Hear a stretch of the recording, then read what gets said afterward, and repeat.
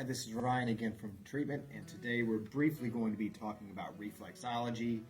And for the first portion, we're going to briefly describe the how and why, and how that is incorporated into your massage. And then also, I'm going to give you a very brief demonstration, brief just for demonstration purposes.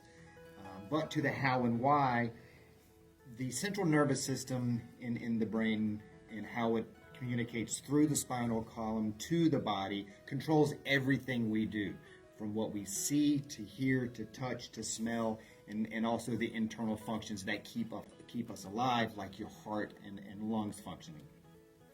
Reflexology, namely the bottom of the foot, we're going to stimulate very specific areas that correspond through nerve pathways to the corresponding organs and or systems of the body.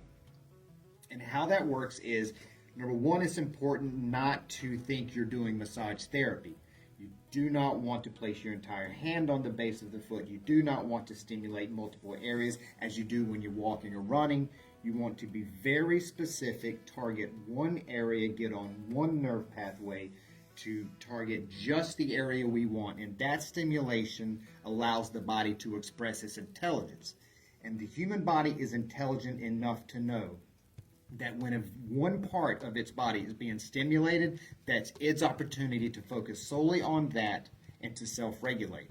It self-regulates by speeding up if it has to. It self-regulates by slowing down.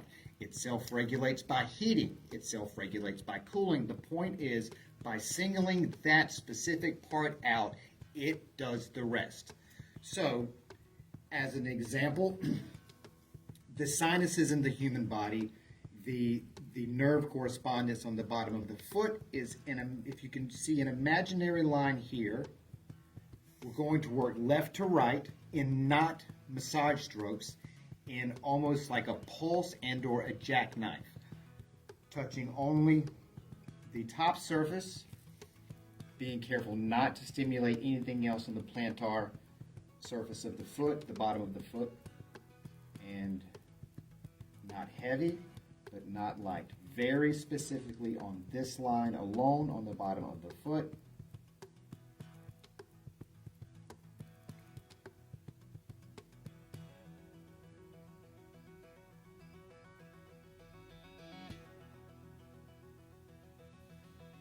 I would run through that line a few times, and then I would move to the rest of the foot, focusing on the main points, the heart and lung area, the diaphragm area, and then the area which I believe is way too often overlooked but is so important for the human body function, which is the intestines.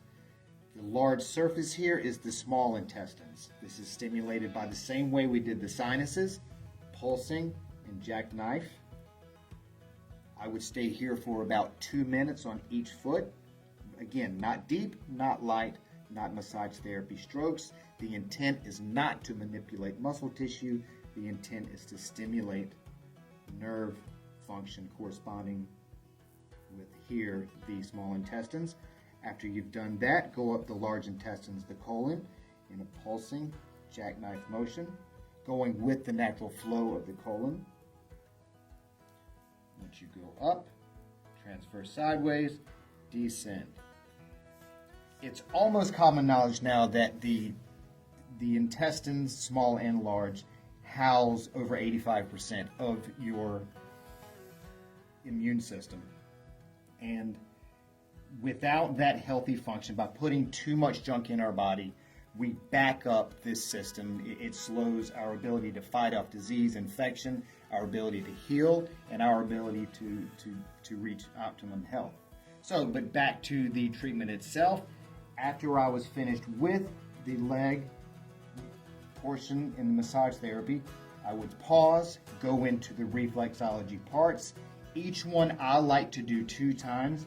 Afterwards, after I've done all the areas I'd like to get in that treatment, I like to take baby powder,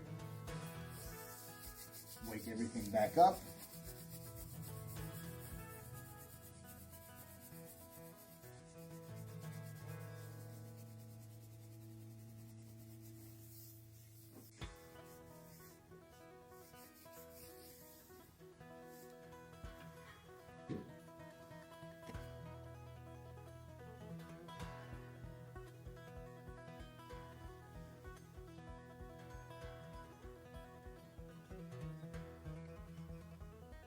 So again, this is sped up for demonstration purposes, but that would be a brief run through. I would do that twice, then stimulate it briskly with the powder, then with a hot towel, wipe the powder away, finish with a good foot massage, and then on to the next foot.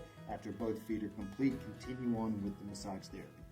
And that is Reflexology Explained. Thanks.